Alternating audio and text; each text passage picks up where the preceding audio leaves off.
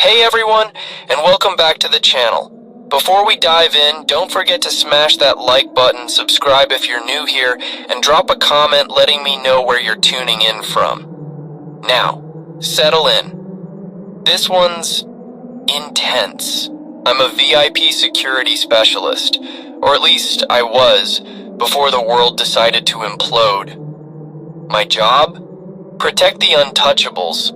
CEOs, politicians, the kind of people who hire guys like me because their paranoia has a budget. But nothing could have prepared me for the day the dead started walking. This is how I survived the first 24 hours.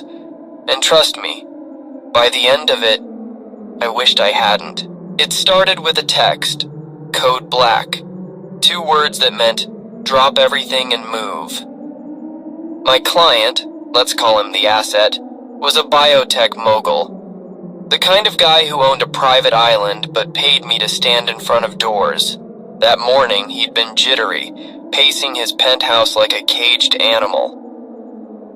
When the alert hit my phone, he didn't even flinch, just stared at me and said, "You know the protocol." The protocol was a bunker, not some rich boy panic room, a full-scale compound buried in the hills outside the city.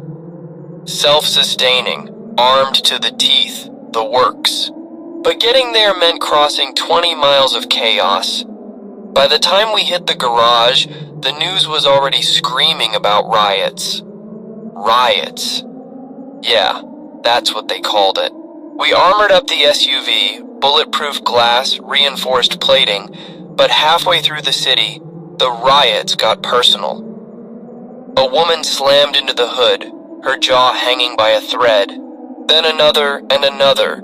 They weren't looting, they were hunting. The asset didn't blink, just kept repeating, "Faster!" We lost the first member of our convoy at the bridge. A security detail in the car behind us got swarmed. 1 second they were there, the next the windows were red. I radioed for backup. Static. The asset finally looked scared. By some miracle, we reached the compound. Steel gates, motion sensors, a 20-foot perimeter wall. Safe. For now. But the horde was coming. I could see them in the rear view, shambling over the hills like a storm. We sealed the gates, locked the blast doors, and I thought, this is it. We waited out. But the asset didn't want to wait. He vanished into the compound's underground lab, a level even I didn't have clearance for. That's when the screaming started. Not outside, inside. One of the kitchen staff collapsed, seizing. Then she got back up, fast, too fast. We lost 3 people in the first hour. Turns out the virus was already in the compound. In us. The asset's head of research, a woman with cold eyes and a colder syringe, pulled me aside. "It's airborne," she said. But he knew. He knew. I didn't sleep that night. I stood guard outside the lab, listening to the asset argue with someone on an encrypted line. "Containment failed," he hissed. "The samples are compromised." Samples. The word hung in the air like a trigger. That's when I realized we weren't just hiding from the outbreak, we were hiding the source. The compound's ventilation system hummed like a trapped wasp. I could still taste the metallic sting of adrenaline, or maybe it was the air itself, thick with the smell of sweat and gun oil. The researcher's words echoed in my skull. He knew. The asset had known this was coming. And now we were all trapped in his tomb. I didn't have time to process it. The kitchen staffer who'd turned, Maria, her name tag read, was still twitching on the floor, her skull half caved in from the fire extinguisher I'd swung. Blood pooled black under the fluorescent lights. The asset's head researcher, Dr. Kane, stood frozen in the doorway, her lab coat spattered with red. "The air filters," she said, voice trembling for the first time. "They're not rated for microbial threats. He never upgraded them." Of course he didn't. The asset had poured millions into surveillance drones and automated turrets, but skimped on the one thing that could have saved us. I radioed the remaining security team. 4 men, all ex-military, all sweating through their tactical gear. Seal the East Wing. Anyone showing symptoms gets quarantined. Quarantined how? One of them snapped. You saw what happened to Maria. They don't stay down unless you do it, I cut in. The order felt hollow. We were security, not medics, not executioners. The asset holed up in the lab, refusing to emerge. His voice crackled over the intercom once, demanding updates, but I ignored him. Let him stew. Instead, I stalked the halls with a stolen keycard, swiping it through every restricted terminal I could find. Financial records, emails, and then a project file, Project Aegis. It wasn't a cure. It was a patent. His partner Reyes lurched toward him, eyes milky, teeth gnashing. Carter's gun shook in his hands. He's bitten! He's bitten, man! Do something! Get up! I growled. We're moving. The compound's CCTV feeds showed the horde outside had doubled. Hundreds of them now, slamming against the gates in a ceaseless tide. The motion sensors blared non-stop. Worse, the internal cameras revealed shadows darting through the East Wing, staff who'd hidden their symptoms until it was too late. We were being eaten from the inside. Dr. Kane found me in the armory, loading magazines with shaky hands. There's a backup generator, she said. Underground next to the lab. If we lose power, the air filters shut down entirely. We'll be breathing pure virus in minutes. So fix them. I can't. Not without the asset's codes. And he's not cooperating. Her gaze dropped to the floor. He's burning files. I saw him through the lab vents. The armory door slammed open. Carter stood there, pale as a ghost. The north gate's failing. The turrets are jammed. Too many bodies clogging the barrels. He hesitated. And the new quarantine group. They're turning. All of them. I shoved past him, barking orders into my radio. Fall back to the central hub, now. Too late. The first explosion rocked the compound at 03:17 a.m. The asset's lab, sealed for security, had blown its emergency bolts. Smoke poured into the hallway as the steel door crumpled inward. Inside, servers sparked and smoldered, data drives melted into slag. The asset stood amid the ruins, a pistol in one hand, a silver briefcase in the other. You! He snarled, aiming the gun at my chest. This is your fault. You were supposed to protect me. From what? I stepped closer, my own weapon raised. The truth? His finger tightened on the trigger, but a guttural shriek cut through the standoff. The horde had breached the north gate. They poured into the courtyard, a river of rotting flesh. The automated turrets sparked and died, overwhelmed. The asset's face went slack with terror.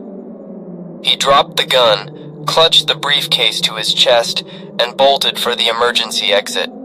I let him go. Survival first, revenge later.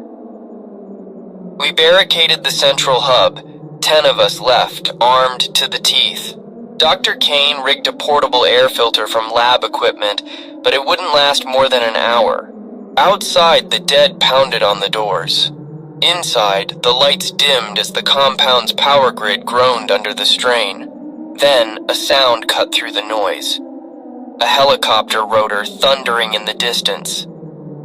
The asset's voice suddenly boomed over the intercom, smug and unshaken. Evac's here, but there's only room for one. The briefcase, it wasn't data.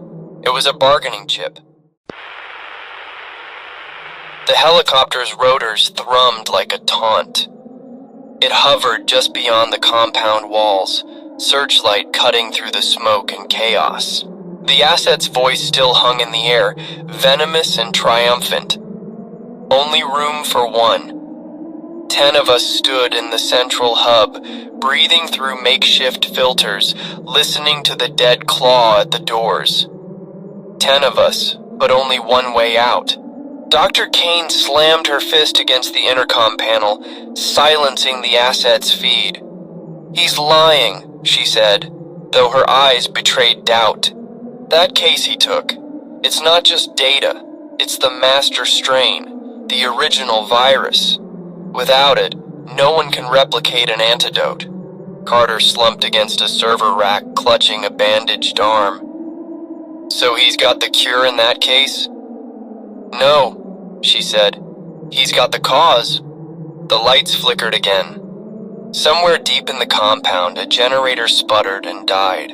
The portable air filter Dr. Kane had rigged whined like a dying animal. I checked my watch. 51 minutes of clean air left. Maybe. "We need that case," I said. The team stared at me. A security grunt named Vargas snorted. "You want to play hero? Go ahead, I'm holding this door." He wasn't wrong. The central hub's barricade, a mess of desks, filing cabinets, and shredded hope, was buckling. Fingernails, bone, and rot punched through the gaps. The dead didn't tire. They didn't fear. They just pushed.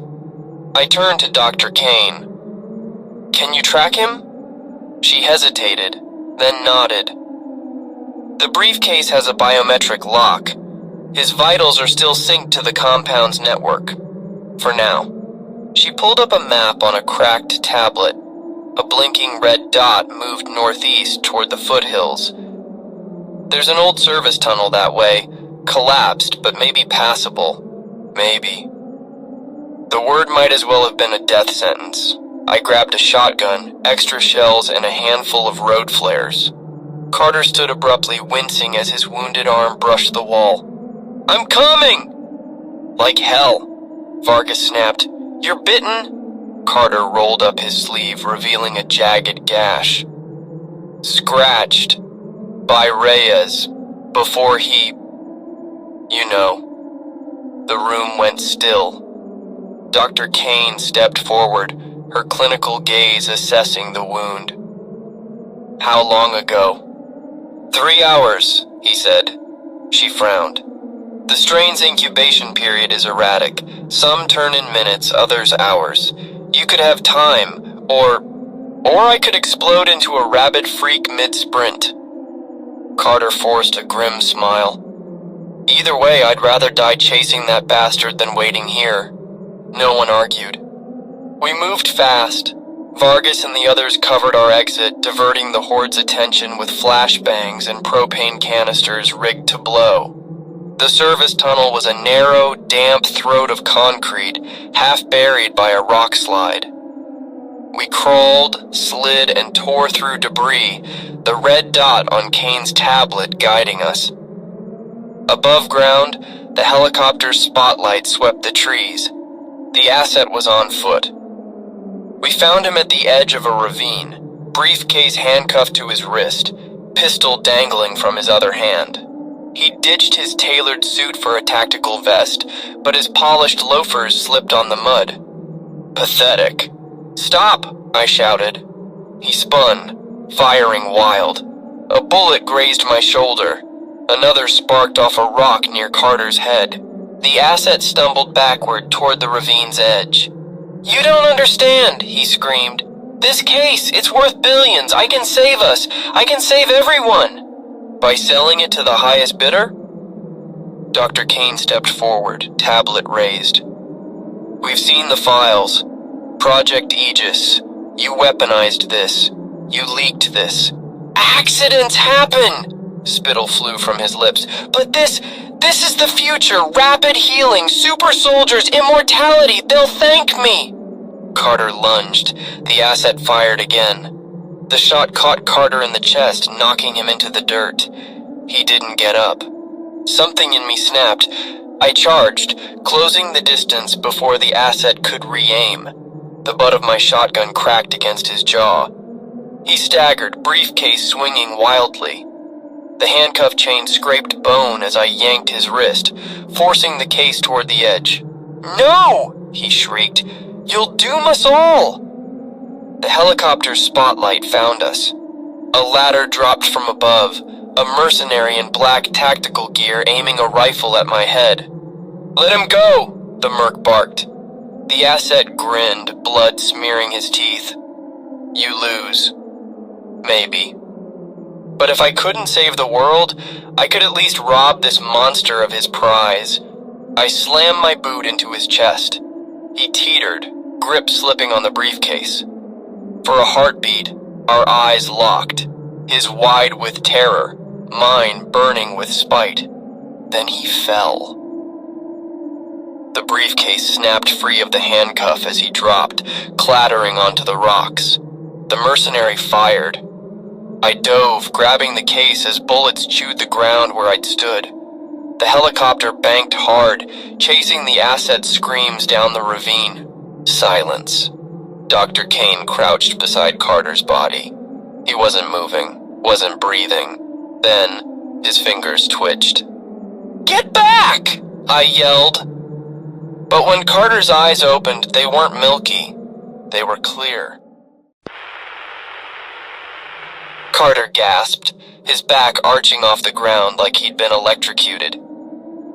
Dr. Kane recoiled, scrambling backward, but I froze. His eyes, still human, still his, locked onto mine. What happened?" he croaked. The briefcase felt like a live grenade in my hand. The asset's screams had faded into the ravine, swallowed by the night. Above us, the helicopter circled, its spotlight sweeping the trees. The mercenary's rifle tracked our every move, but they hesitated. No asset, no briefcase, just 3 survivors and a million unanswered questions. "You were shot," Dr. Kane whispered, crouching cautiously beside Carter. "And scratched. But you're not turning," I finished. Carter touched the bullet wound in his chest, his fingers coming away bloody but unshaking. "Hurts like hell, but I feel clear. The word hung between us. Dr. Kane's gaze snapped to the briefcase. "The master strain," she said. "If his body fought off both the infection and a gunshot wound." The helicopter's engine roared suddenly, banking away toward the city, abandoning the mission. The mercs weren't paid to die for a lost cause. Relief lasted all of 3 seconds before the first howl cut through the woods. The horde had followed us. "Move!" I hauled Carter to his feet. He stumbled, but his legs held. Dr. Kane snatched the briefcase from my grip, cradling it like a cursed relic. We ran. No plan, no destination, just away. The compound was overrun. Flames licked the sky where the north gate had been. The dead milled in the courtyard, but their heads snapped toward us as we skirted the tree line. A dozen broke off, giving chase. Carter, despite the blood soaking his shirt, outpaced us all. "The tunnels!" Dr. Kane yelled, veering toward a rusted service hatch half buried in leaves. I wrenched it open, and we dropped into the dark.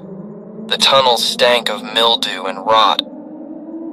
We followed the distant glint of emergency exit signs, our breaths echoing off the damp walls. Behind us, the horde's snarls faded. Ahead, a sliver of moonlight. An exit. We emerged in the ruins of a parking garage. Abandoned cars, shattered glass, and silence. Too much silence. Dr. Kane collapsed against a concrete pillar, clutching the briefcase to her chest. "We need to destroy it," she said. "The master strain. If it's out there, someone else will try to use it, to weaponize it."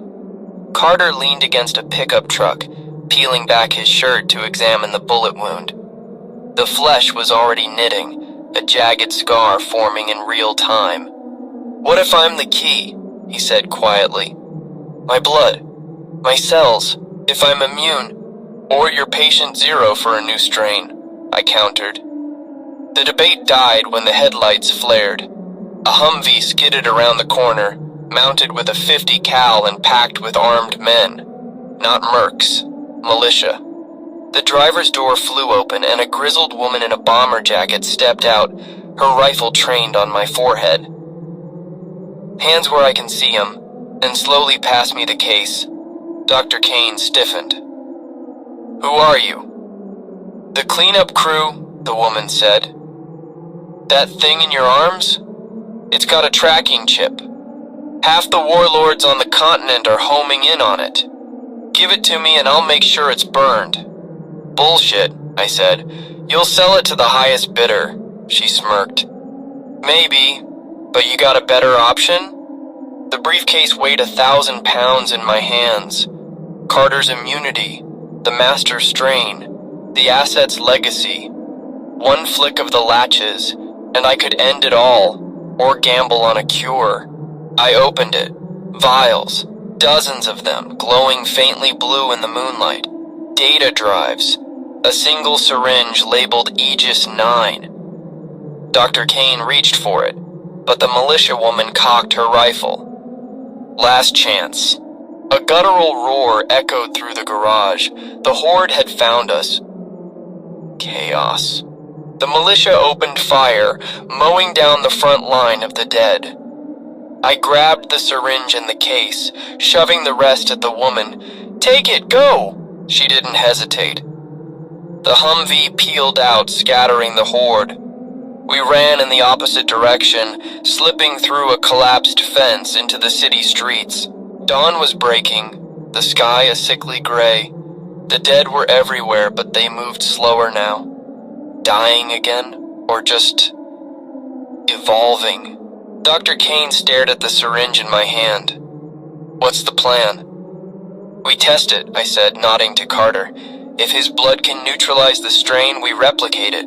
If not, we burn it all, Carter said. The city was a graveyard.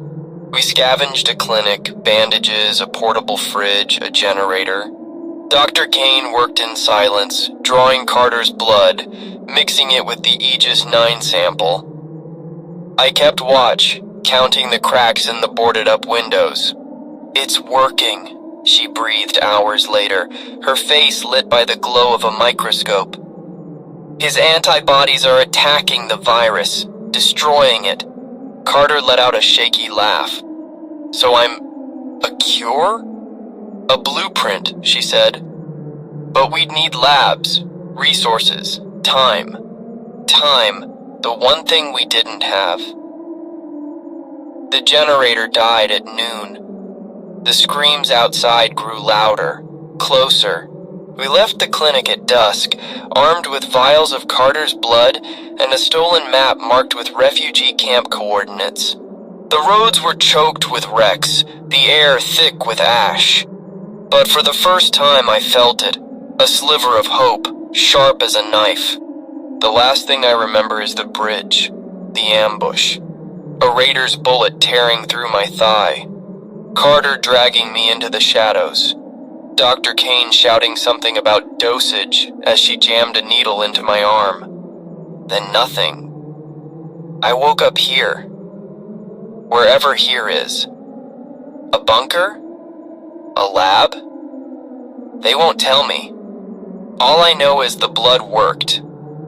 They're calling it the miracle. But every day, more people pour in, starving, bitten, desperate. And every day I hear the same question. How? How did you survive?